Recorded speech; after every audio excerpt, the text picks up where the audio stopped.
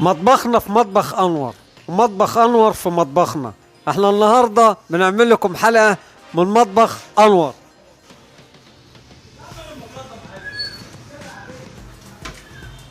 السلام عليكم ورحمه الله وبركاته. في حلقه جديده بنقدمها لكم النهارده. حلقتنا النهارده مع مطبخ انور. مطبخ انور زي ما انتم شايفينه محل المونتان جديد عنده دلوقتي. ان محلات الالمونتانات اللي شغاله دلوقتي انها بتعمل المطبخ كامل، يعني زي ما احنا شايفين هنا في مطبخية اطباق على احدث حاجه. هنا في المعالق والشوك والسكاكين رخام. هنا طبعا زي ما احنا شايفين حاجات، طبعا هنا سوبر ستار. احنا شايفين زي ما احنا الادراك هنا حاجات يعني حلوه. الحوض طبعا وشوك وسكاكين ومعالق ماشي. جنبيه ده ترولي تربو بنحط فيه البصل والثوم ماشي. بالنسبه لده بصل، ده ثوم، ده مثلا رز، اي مكرونات. فحاجه كويسه احسن من اللي انت بتشتريه من بره. هتجيب مطبخ منين؟ من عند المهندس ابو هشام. اشمعنى من عند المهندس ابو هشام؟ لانه بيديني جوده وبيديني خامه وبيديني احسن حاجه وحاجه نظيفه احطها في بيتي. باخد منه المطبخ عارف ان انا مش هصلحه تاني، عارف ان انا مش هجيب حد يصلحه تاني ويستغلني، عارف ان حاجه هتقعد عندي سنين. مطبخ المهندس. مطبخ المهندس ابو هشام، اداره ابو هشام. واذا اتكلمت عن ابو هشام يعني جوده، يعني خامه، يعني صنعه. طبعا زي ما احنا شايفين عند المهندس دلوقتي خلاط ما نعرفش ماركته ايه ماشي.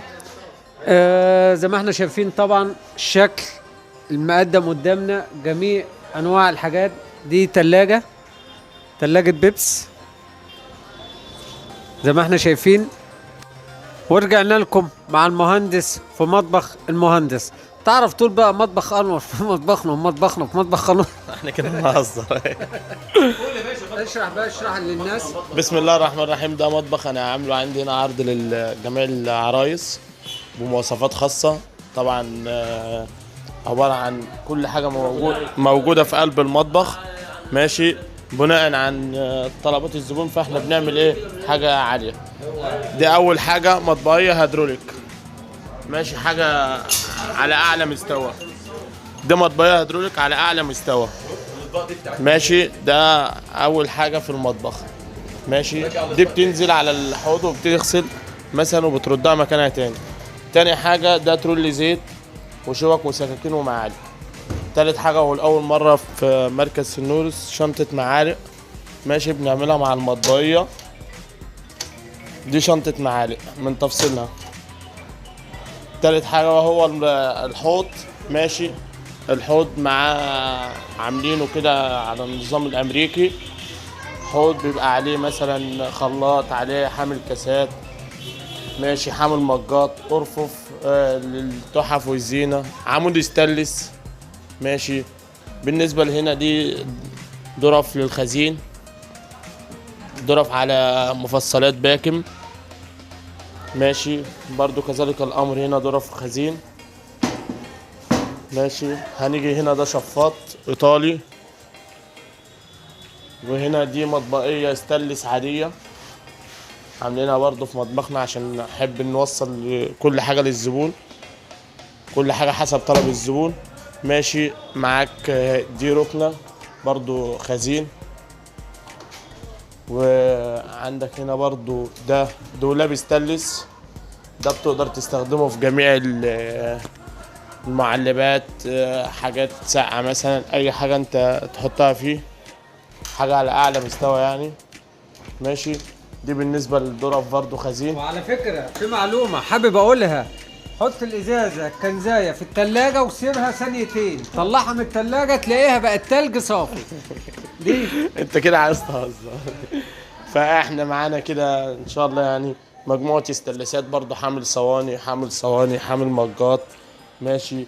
في هنا ده حامل مناديل وتوابل، تركب هنا علبة المناديل وهنا التوابل ماشي. ده اكيد الناس كلها عارفاها، طقم توزيع.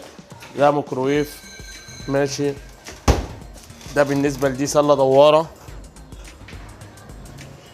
برضو المفصلة باكم بتقفل لوحديها ماشي. بالنسبة لهنا دي تلاجة جوه المطبخ، احنا جايبينها كده عرض برضه عندنا. دي برضه ضرفة خزين فوق التلاجة.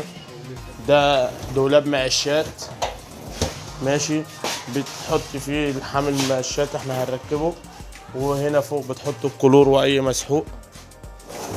ده بالنسبة لشغلنا. يعني هنا بدل ما تحط المقشة جنب التلاجة ولا البوتاجاز، بتحط المقشة هنا في الدولاب. لا ده بتتعلق ليها حامل بتتعلق فيها ماشي. هنركبه ونبقى نوريه لحضراتكم. ده بالنسبة لوحدة إضاءة كاملة في قلب الكورنيشة. وحدة إضاءة مثلا بنوصلها كلها ببعضيها ماشي. عندك هنا في وحدة إضاءة برضو تحت بالنسبة للمطبخ من تحت، وحدة إضاءة كاملة. وبرضو كذلك الأمر بين الجزء اللي فوق والجزء اللي تحت برضو وحدة إضاءة. بص هنا كده معانا برضو في وحدة إضاءة برضو هنا بين الجزئين. وطبعا ده احنا عاملين خلفيات على الحيط،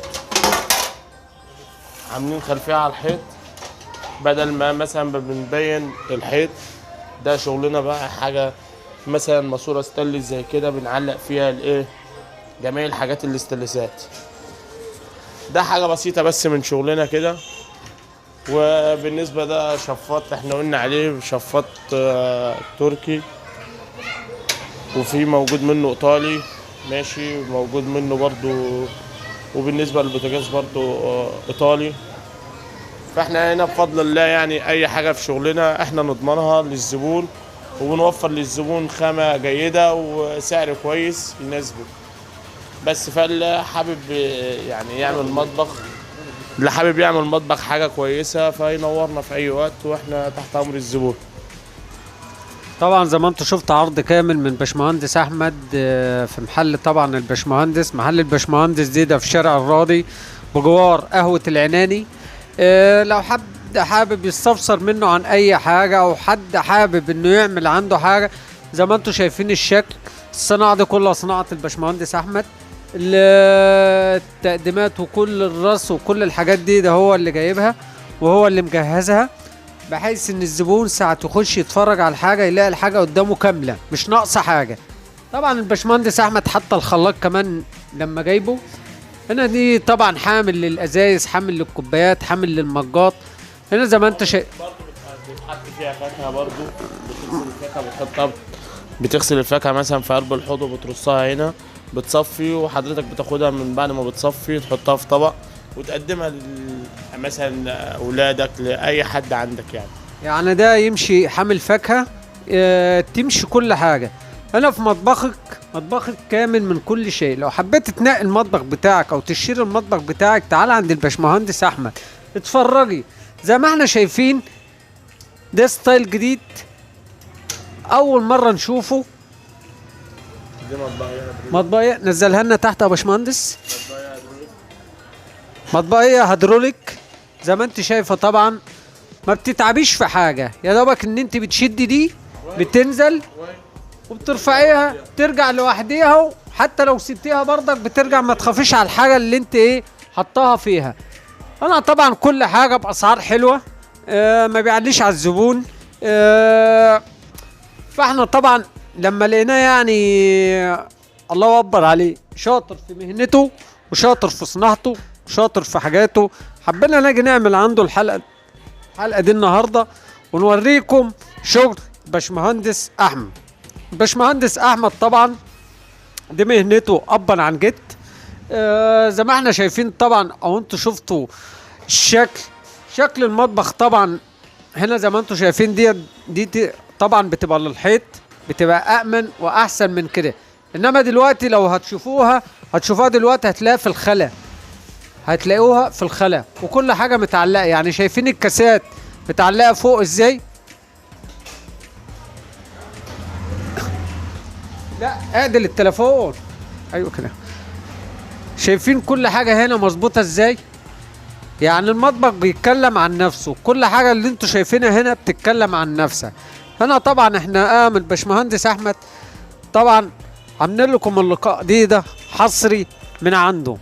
عند الباشمهندس احمد طبعا زي ما احنا شايفين دي اليافطة بتاعته ده الشغل اللي هو عامله جوه، اللي هو بيتعرض زي ما انتم شايفين. ده شغله. ده العرض يعني اللي هو بيقدمه للزبون. انت لو حابب، لو اي لون او اي شكل مش عاجبك وعايز شكل تاني، باشمهندس احمد طبعا بيعمل لك الشكل التاني وبيعمل لك اللون اللي انت عايزه. هنا طبعا عند الباشمهندس احمد بنقدم لكم كل جديد وجديد معانا زي ما انتم شايفين. طبعا هننقل الجنب التاني عند المطابخ التانية اللي هو هي معمولة. هنا طبعا ده مطبخ بشكل تاني، انا طبعا معرفش اسمه، بس هو طبعا هيشرح لكم المطابخ دي دلوقتي كده. زي ما انتم شايفين ده العرض اللي هو مقدمه عنده قدام المحل. في شكل تاني بردك حلو، عرضه بردك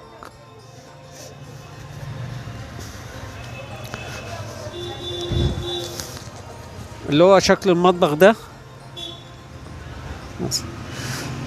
فانا طبعا الحاجه بتتكلم عن نفسها. لو انت حابب تشتري حاجه تعال عند الباشمهندس احمد. باشمهندس احمد بيقدم لك كل جديد وجديد في مركز سنورس تبع محافظه الفيوم.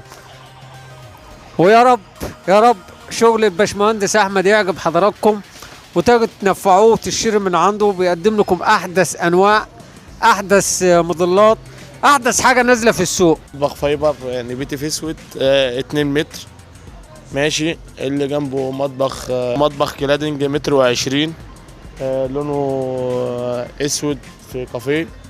بل ده مطبخ 2 متر بتنجاني في سيلفر. مطبخ 2 متر بتنجاني في سيلفر.